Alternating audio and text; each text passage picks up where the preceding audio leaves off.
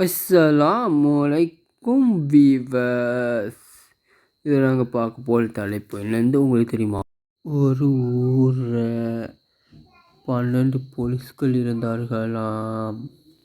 இப்போ அந்த போலீஸ்காரங்கெல்லாம் ஏழ்மையாக வாழ்ந்துட்டு வந்துக்கிறாங்க. நம்ம இந்த ஊரில் ஒரு தப்பும் கூட நடக்கவே இல்லை. அப்படியே சில நாட்கள் போயிட்டு ஒரு 12 வீட்டை திருட்டு போகவும் தொடங்கி இருக்குது. அதில் 6 வீட்டை சும்மா திருடின்னு மட்டும் போய்க்கிறாங்க. மற்ற 6 வீட்டை திருட்டு மட்டுமில்லை, ஒவ்வொரு வீட்டையும் 5 வீட்டை ஒவ்வொரு சாவும், இன்னொரு வீட்டை 2 சாவும் விருந்திக்குது. மொத்தமாக 7 சாவுகள் அந்த இடத்தில் விழுந்துகிறது. அந்த போலீஸுக்கு இவங்களை யார் கொண்ட, எதுக்காக திருடன் இப்படி உருவாகினான்னு ஒரு சந்தேகமும் ஏற்படுது. உடனே விசாரணையை நடத்தவும் தொடங்குறாங்க.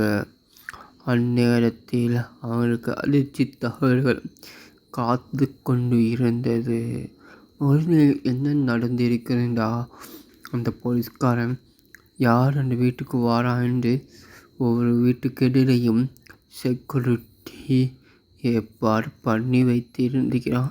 ரகசிய செக்யூரிட்டி.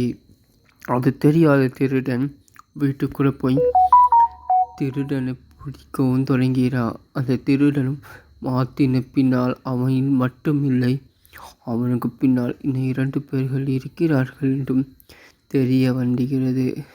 எதுக்காக அந்த 7 பேர் கொண்டு சொல்கிற ரகசியங்கள் உடைய தொடங்குகிறது. அதுக்கு பின்பு என்ன ரகசியம் என்றால், அவங்க திருடன் போகிற அந்த 7 பேர் பக்கத்தில் நின்று வெயிட் பண்ணி பார்த்து கொண்டு அவனை போலீஸுக்கு கால் பண்ணி விரட்டிக்கிறாங்க.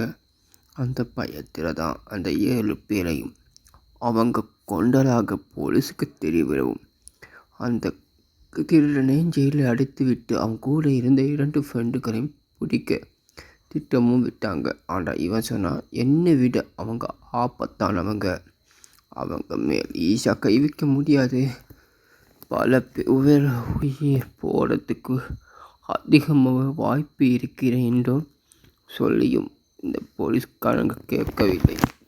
அந்த 2 திருடர்களும் இருக்கிற இடத்தை தெரிந்து கொண்டு அங்கேயும் போய்க்கிறாங்க. ஆனால் போலீஸை கண்ட திருடர்கள் ஓட தொடங்கிறாங்க. ஆனால் வட்டம் விட்டு போலீஸ்காரங்க திருடனை பிடிக்க ட்ரை பண்ணியும் அவங்க தப்பிக்கிறதுக்காக வேண்டி 6 கான்ஸ்டபிளை கொண்டிருக்கிறாங்க ஒவ்வொரு இடத்துல. இருந்தாலும் தெரிந்து போய் மற்ற 6 போலீஸ்காரங்களை அந்த ஒரு திருடனை பிடிச்சி ஜெயிலுக்கு அடைத்து கொண்டு வந்து போட்டாங்க. அதுக்கு பின்பு மற்ற ஒரு திருடனை பிடிக்க நிறைய மக்கள் உதவி கேட்க தொடங்கிட்டாங்க. மக்களும் அந்த திருடனை பிடிக்க முயற்சி செய்தாங்க. ஆனால் அந்த திருடன்களை திரும்பி போலீஸ் பிடிச்சி திரட்டிட்டு போகிறாங்க. அப்போவும் அந்த திருடன் 2 போலீஸ்காரங்களை கொண்டு விட்டான். அப்போவும் அந்த போலீஸ்காரங்க விடாமுயற்சி இல்லாமல் அந்த திருடன்களை பிடித்து கோர்ட்டில் ஒப்படைத்து 3 பேருக்குமே மரண தண்டனை வழங்குறாங்க. அதோட முடியுது. அஸ்ஸலாமு அலைக்கும்.